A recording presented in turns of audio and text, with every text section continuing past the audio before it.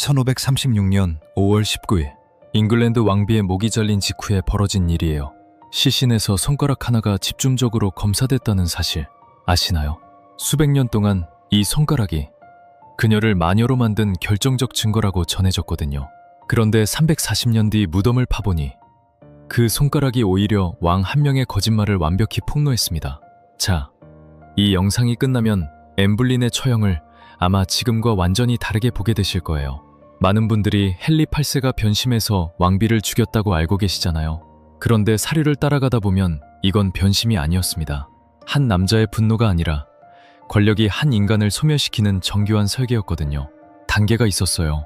무려 6단계짜리 설계도였습니다. 그 단계를 끝까지 따라가 보세요.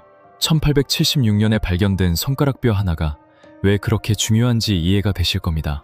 그리고 오늘 이 손가락 이야기는 단순히 튜더 왕조 뒷이야기가 아닙니다. 지금도 반복되는 패턴이거든요. 먼저 이 여자가 어떤 사람이었는지부터 짚고 갈게요. 엠블린, 1501년 아니면 1507년생. 처형 당시 나이는 29에서 35 사이로 추정됩니다. 어린 시절 대부분을 프랑스 궁정에서 보냈어요. 그 시대 유럽에서 가장 세련된 환경이었죠. 외국어, 음악, 시, 궁정 예법을 다 익히고 잉글랜드로 돌아옵니다. 그 시대 잉글랜드 여성에게 이 정도 교육은 귀족 중에서도 최상이었어요. 1532년 베네치아 대사는 그녀를 이렇게 묘사했어요.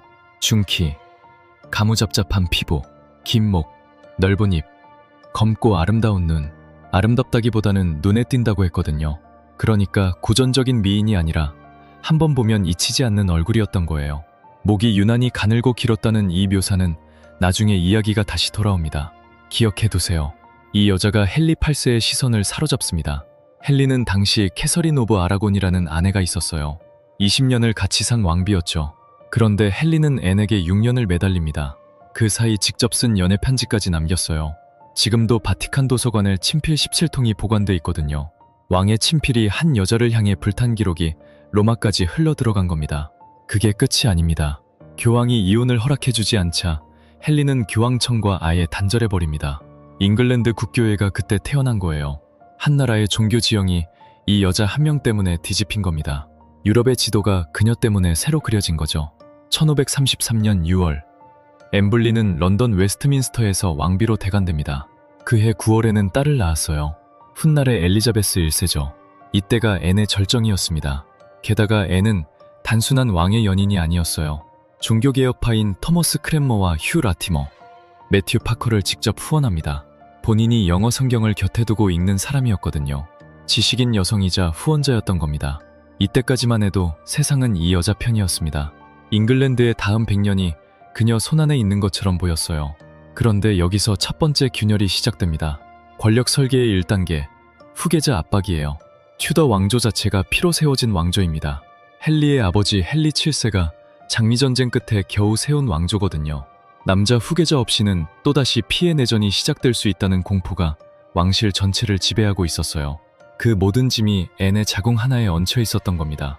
1533년 엘리자베스는 딸이었죠. 1534년, 1535년, 1536년에 걸쳐 앤은 3번 유산합니다. 마지막 유산이 바로 1536년 1월 29일이었어요. 그런데 이 1월 29일이 그냥 유산한 날이 아닙니다. 이날 3가지가 동시에 일어났거든요. 첫째, 전 왕비 캐서린 오브 아라곤의 장례식이 열렸습니다. 앤이 밀어낸 여자의 장례식이죠. 둘째, 이날 앤이 유산한 태아는 남자아이였습니다. 셋째, 이 유산을 기점으로 엠블린의 몰락이 시작됩니다. 유산 닷새 전 헨리는 마상 창술 대회에 나갔다가 말에서 떨어져 2시간 동안 의식을 잃었어요. 궁정 기록에 남은 표현이 이겁니다. 이 사고 이후로 헨리의 성격이 완전히 달라졌다고요. 어떤 역사가들은 앤의 유산 원인 중 하나로 이 낙마 소식 자체를 지목합니다. 다른 기록도 있어요. 앤이 제인 시무어가 헨리 무릎 위에 앉아있는 걸 보고 격분했다는 일화입니다. 이름이 한 번 나왔죠. 제인 시무어. 여기서 권력 설계의 2단계가 시작되는 겁니다. 후계자 압박 다음에는 대안 확보거든요. 헨리는 이미 제인 시무어에게 눈길을 주고 있었어요.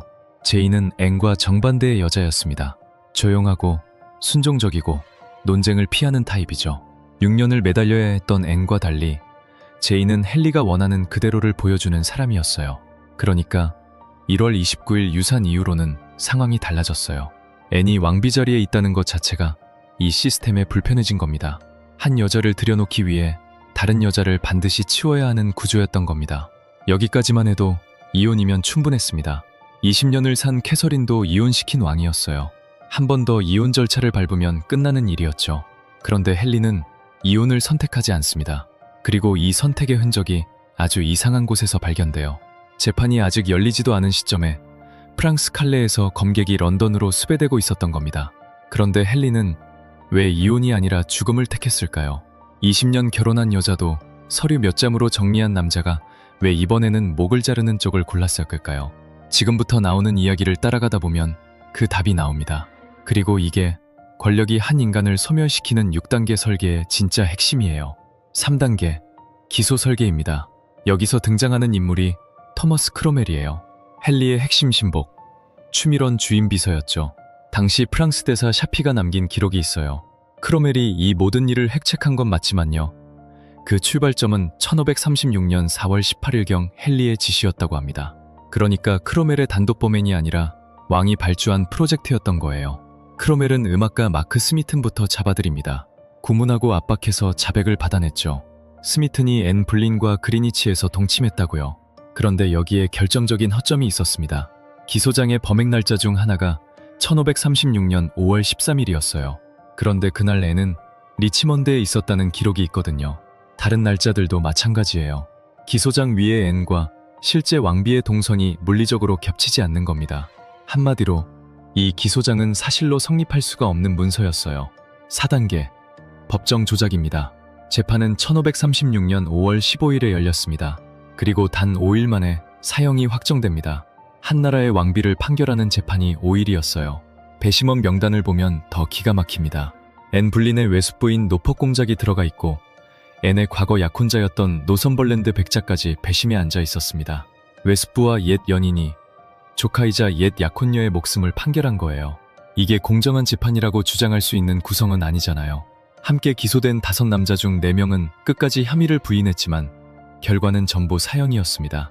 혐의에는 앤의 친오빠 조지 블린까지 포함되어 있었어요. 근친상간이라는 혐의였죠. 증거는 없었습니다. 5월 17일 캔터베리 대주교 크랜머가 헨리와 앤의 결혼 자체를 무효로 선고합니다. 그러니까 앤은 처형 이틀 전에 이미 왕비도 아니었어요. 법적으로는 헨리와 결혼한 적도 없는 사람이 된 겁니다. 그런데도 간통죄로 죽습니다. 존재하지 않는 결혼에 대한 간통죄. 이 법리적 모순이 이 재판이 얼마나 조작됐는지를 보여주는 가장 직접적인 증거예요.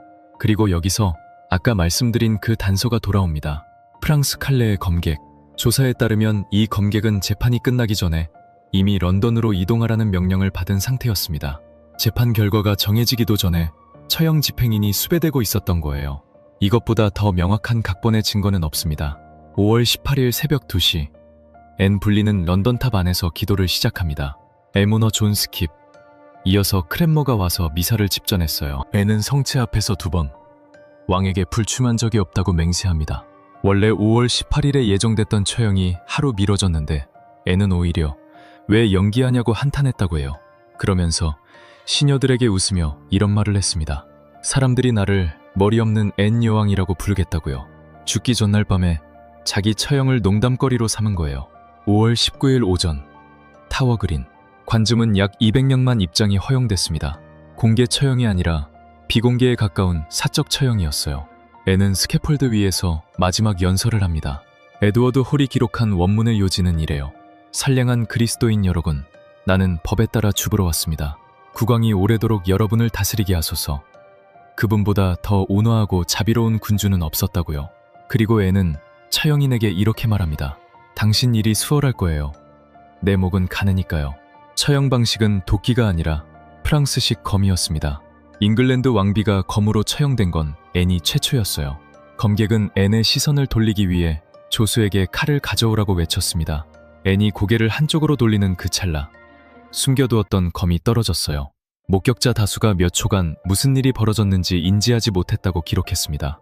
그 자리에서 앤 블린은 숨졌습니다. 시신은 화살통에 담겨 성 베드로 아드빈쿨라 채플 재단 앞에 묻혔습니다. 그리고 다음 날 1536년 5월 20일 오전 9시 헨리 8세는 제인 시무어와 비밀 약혼을 합니다. 처형 18시간 뒤였어요. 18시간입니다. 한 여자가 칼 아래 목숨을 놓은 지 반나절 만에 다음 여자와 미래를 약속한 겁니다. 11일 뒤인 5월 30일에는 화이트홀 궁전에서 결혼식을 올립니다. 처형에서 재혼까지 11일, 6월 4일에는 제인을 새 왕비로 공식 선포합니다. 프랑스 대사 샤피조차 모두가 이미 의심으로 수군대기 시작한다고 기록을 남겼어요. 당시 잉글랜드 백성들도 이 속도가 너무 빠르다는 걸 느꼈던 거예요. 여기까지가 5단계입니다. 이제 마지막 6단계가 남았어요. 사후 낙인이에요. 한 인간의 몸을 지웠으면 이제 그 이름까지 지워야 하는 거거든요. 앤이 죽고 49년이 지난 1585년 가톨릭 사제 니콜러스 샌더가 책을 한 권 냅니다. 제목은 영국 분열의 기원과 전개, 라틴어 원제는 데 오리기네악 프로그레소 스키스마티스 앙글리칸이에요. 쾰른에서 사후 출간된 책이었죠. 앤이 처형되던 해 샌더는 6살이었어요. 직접 본 적도 없는 여자에 대해 샌더는 이렇게 적습니다. 앤 블리는 오른손에 6번째 손가락이 있었다고요. 윗입술 아래 돌출된 치아가 있었고 턱 아래에는 큰 혹이 있었다고 말이에요. 마녀의 신체 표식 공식을 그대로 쓴 겁니다. 중세 마녀 사냥 매뉴얼에 나오는 기형 조합 그대로였어요. 샌더는 당시 엘리자베스 1세를 축출하려는 가톨릭 망명운동에 가담하고 있었어요. 엘리자베스의 어머니를 마녀로 만들면 딸의 정통성도 무너지거든요. 그런데 문제는 이겁니다. 앤 블린이 살아있던 당시 어떤 사료에도 6번째 손가락 이야기는 나오지 않아요. 베네치아 대사의 외모 묘사에도 없고 궁정 기록에도 없고 재판 기소장에도 없습니다. 단 한 권의 책에서 창작된 이야기가 300년을 떠돈 거예요. 그리고 1876년 11월 9일 런던탑의 성 베드로 아데빈쿨라 채플이 복원공사에 들어갑니다. 제단 앞을 파내려가던 인부들이 약 60cm 깊이에서 뼈 한 더미를 발견해요. 의사 프레더릭 제이 무아트 박사가 감정을 맡습니다. 1877년 도인 시 벨이 정리한 공식 보고서에 남은 감정 원문의 요지는 이렇습니다. 25세에서 30세 사이 여성, 섬세한 골격, 호리호리하고 완벽한 비율, 이마와 아래턱은 작고 특히 잘 형성되었음, 경추는 특히 작았으며 그중 제일 경추가 유난히 작았음, 손과 발의 뼈는 섬세하고 잘 다듬어진 모양이며 가느다란 손가락과 좁은 발을 보여줌. 가느다란 손가락, 6번째 손가락이라는 단어는 어디에도 없었습니다. 그리고 처형 전날 앤이 웃으며 했던 농담 기억하시죠? 내 목은 가느니까요. 제일 경추가 유난히 작았다는 감정 결과가 그 농담을 3세기 반 뒤에 증명한 겁니다. 그게 끝이 아니에요. 2024년 스미소니언 매거진이 한 연구를 소개했어요. 엘리자베스 1세 시대 화가가 어머니 앤 블린의 초상화를 X선으로 분석한 결과였습니다. 이른바 헤버로즈 초상화예요. 밑그림에는 오른손이 가려져 있었어요. 그런데 완성본에서는 일부러 5손가락이 선명히 보이도록 수정됐더라는 겁니다. 오른손에 붉은 장미를 쥐게 해서 손가락 5개를 또렷이 드러낸 겁니다. 엘리자베스 1세가 왕좌에 앉아있던 그 시절이에요. 이미 누군가는 어머니의 손을 그림 속에서라도 정확하게 되돌려 놓으려 했던 겁니다. 솔직히 저도 이 부분을 조사하면서 말문이 잠시 막혔습니다. 권력이 한 인간을 지우는 과정이 이렇게까지 체계적일 수 있구나 싶었어요. 후계자 압박으로 시작하죠. 대안을 확보하고 기소를 설계하고 법정을 조작합니다. 처형으로 마무리하고 그 다음엔 몇 세기에 걸쳐 사후 낙인까지 찍는 겁니다. 6단계가 전부 다 하나의 설계도 안에 있었던 거예요.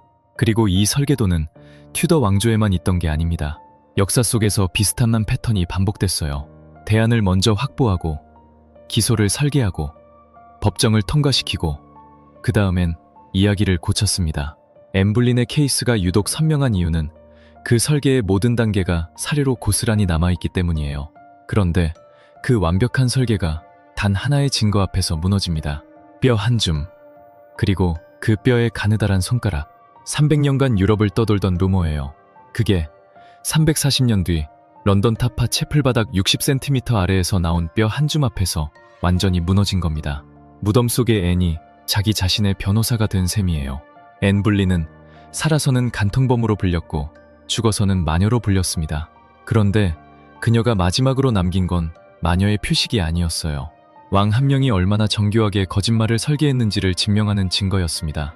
한 사람의 몸을 지우는 것보다 이야기를 지우는 게 더 오래 걸린다는 것, 그리고 아무리 오래 걸려도 시간과 증거 앞에서는 결국 무너진다는 것. 그게 타워 그린의 뼈 한 줌이 우리에게 남긴 말입니다.